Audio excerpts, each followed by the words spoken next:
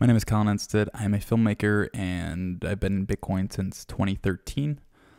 I really got involved in the scene a couple of years ago when the scaling war really started to heat up, and been very involved in Bitcoin Cash since then. And I'm here to talk about the attempted hostile takeover of Bitcoin Cash. On the original Bitcoin Cash fork day of August 1st, 2017, BCH was liberated into bigger blocks, free from the artificial 1 megabyte limit that had been imposed since Satoshi originally put it in place as spam control in 2010, and kept there by those who didn't want the blockchain to scale. The Bitcoin Cash split was pushed mainly by Omri Sachet of Bitcoin ABC, the leader of one of the main Bitcoin software implementations. Bitcoin Cash currently has a hard fork scheduled every 6 months to put in new features. Every time a fork comes around, the minority chain usually dies as the entire ecosystem upgrades to the new version. This last fork's upgrade feature list was essentially locked in on August 14, 2018. Bitcoin Satoshi's vision, a separate Bitcoin software implementation, was announced the very next day by Craig Wright and his company nChain. Involved very closely with him is Calvin Irie, a billionaire who made his fortune from online gambling sites, who owns CoinGeek, a mining pool and media outlet. Around the time of the original BCH split from BTC, the future Satoshi's vision extremists started popping up on social media, cheering BCH on, creating memes, trolling core supporters, doing things every great Bitcoin Cash supporter could and should do on social media. These accounts always have one thing in common. They all believed in the specific vision that Craig Wright laid out, which of course includes bringing Bitcoin Cash to 5 billion people. What he says falls in line with what many of us want in Bitcoin, but he sprinkles in with what has been called technobabble. He explains things with big words and extremely difficult concepts to wrap your head around, but he does it so fluently that he has to be telling the truth. Now, make no mistake, I'm not an overly technically inclined person. I'm a filmmaker who understands intermediate to advanced level computing and networking, but when an entire industry of probably the smartest people in the world start calling someone out on their bullshit, you listen. This divide within Bitcoin Cash started right after the aptly named Satoshi's Vision Conference in Tokyo in March 2018. I was at this conference and I interviewed many of the speakers, Craig included. What he said to me was fine and sounded great. Massive transaction volume will eventually kill the need for block reward, among other things like network topology. Either way, BCH needed to scale. I also interviewed Peter Rizun, Emin Gunsir, and others. At the conclusion of this conference, the first instance of a division was when Craig published a paper where he clearly plagiarized a large majority of it under his own name. Peter and Eamon immediately called him out for it. This created the first community split as well. The main Slack channel for BCH discussion was forked, one with Craig and one without. In this Slack, if you questioned Craig, you got banned. The startings of his echo chamber. This chat room, by the way, has turned into a subscription model where you pay like $10 for a month of access. They like to call it proof of social media. Essentially, you group anyone who doesn't agree with your specific thoughts together, and anything they come up with that you don't like, you call it proof of social media to downplay it. Now, I've grown up with social media and am well aware of the trolling that goes on. This social media attack vector is the one thing that Bitcoin needs to figure out. It helped with Blockstream and course takeover, and it almost worked again.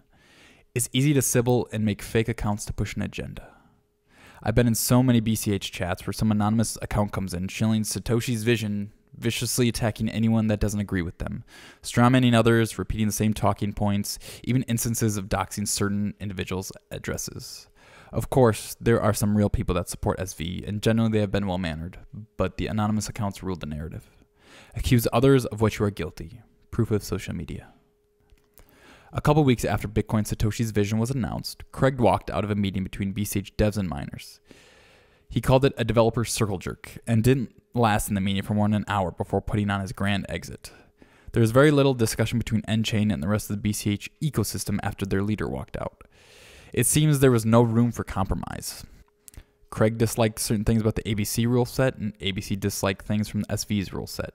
Oh, and CoinGeek wasn't there. They held a meeting the night before in the same city and immediately published an article saying everyone agreed that Satoshi's vision was the right way forward. A clear and utter lie. Fake news? Yes. The term hash war first appeared on Twitter by one of Craig's most loyal followers. When it was first announced, all of Craig's supporters cheered for war. CoinGeek had amassed a plethora of hash power that they had been using to mine on BCH pre-fork. At one point, they had over 70% of the total Bitcoin Cash hash power, but in doing so, the difficulty shot up, making it unprofitable to mine for anybody. This did not matter to CoinGeek, as they kept burning electricity to mine on BCH, even when BTC was more profitable to do so, where they could simply sell their BTC for more BCH. They were essentially throwing away money to posture. They claimed since they were only hashing on BCH that they truly believed in it. This is Nakamoto consensus, they said. Miners will vote on which rule set they want to run, Satoshi's vision or Bitcoin ABC. What they failed to grasp was that BCH is a minority chain, running on the same mining algorithm that BTC does. Nakamoto consensus works when there's a single chain. Miners build upon the most recent block, and as long as all the rules are met, the block is added to the chain. If the majority of miners don't agree, then the block is orphaned and thrown out. Nakamoto consensus was broken when Bitcoin Cash implemented its own difficulty adjustment and replay protection at the time of its original fork. BCH knew they were going to be the minority chain, so they did the responsible thing with implementing replay protection to save on user confusion. Bitcoin SV supporters wanted no split to happen. They wanted the hash power to battle it out, fighting for the longest chain to decide what was the real Bitcoin Cash. Follow the longest chain with the most proof of work, they said. Craig's famous words, "You split, we bankrupt you." On November 14th, the split happened. All it took was one incompatible opcode, a transaction that was valid on one chain that wouldn't be valid on the other, and a single miner to mine it. There was a split. There was no replay protection at the time, so most wallets sent out both BCH and BSV. The hash war began, and Roger Ver of bitcoin.com moved a boatload of hash from BTC to BCH ABC, greatly outcompeting CoinGeek and BSV in proof of work. The whole crypto market started crashing for who knows why, and the two competing Bitcoin caches went down with it. Both Bitcoin.com and CoinGeek lost millions fighting in this war, hashing away, even when unprofitable, to prove a point, to fight. But ABC hashed more, and services and exchanges began announcing that the BCH ticker would remain with ABC, while Satoshi's vision gained the BSV ticker. Even though hash power is Sybil-proof, impossible to fake, CoinGeek claimed that Bitcoin.com rented hash to fight the war, and that it was unfair and cheating. Funnily enough, Roger said that CoinGeek actually came to him to rent hash power. CoinGeek goes on to claim Bitcoin.com hash power wasn't valid because they weren't mining on BCH until the fork. CoinGeek called themselves committed hash power, and that since Bitcoin.com didn't have committed hash power, that it didn't count. This sudden change of narrative is a common one with the SV crowd. Bitcoin.com eventually withdrew most of its hash back to BTC, and the BCH difficulty dropped back down again, and rational profit-seeking miners started to mine once again on BCH, while BSV continues to only have one or two miners, who many suspect are under the same control. A week and a half later, Calvin Irie of CoinGeek finally claims hash war is over, and that Nakamoto consensus wasn't truly at play because of the actions of ABC and Bitcoin.com. I thought all was fair in love and hash wars. BSV has announced its replay protection, so transactions are now not broadcast to both chains, essentially claiming defeat over the Bitcoin Cash name, but the chain will continue to coexist as Bitcoin Satoshi's vision. During this time, the BCH ecosystem was essentially shut down. Only a few wallets still worked, and it usually required some advanced knowledge. All exchanges shut down their withdrawals and deposits, waiting for the war dust to clear. BCH was suddenly broken. But the Bitcoin Cash blockchain never actually stopped working. Only the FUD spread around no split and potential attacks in the ABC chain basically forced crypto services to be cautious. If you were to try to cause doubt about an uncensorable peer-to-peer cash system, you would do exactly what SV did, cause so much uncertainty that nobody wants to take it as they don't know if they would receive one coin or two or three. Nobody knew what was going to happen. BSV has had some support already, but it is mostly from companies that have or currently do receive money from nChain. CentB, Handcash, or MoneyButton are some of them. They all have great user experience and were previously built on BCH, but now have full BSV support only. It is a shame to watch some great projects go away from the community that helped them push them forward. Many of these projects did not receive a one-time lump sum investment from nChain, but rather a monthly one, providing an ever threat of funding being pulled. And where has nChain's money came from? Sources have followed the money trail, but it gets lost in the Panama Papers, so no one knows for sure. At least Blockstream was honest where their money came from. Strong-armed by Craig Wright, the man who hired David Bowie's PR firm for his big Satoshi reveal, the man that helped drive Gavin Andresen out of Bitcoin, this hostile takeover has not been as successful as the one that stemmed from Cord and Blockstream. Has Craig fooled Calvin into believing he's Satoshi and the best path forward is by forking into their own shitcoin and claiming it's the real Bitcoin? Or are there other shady things at play?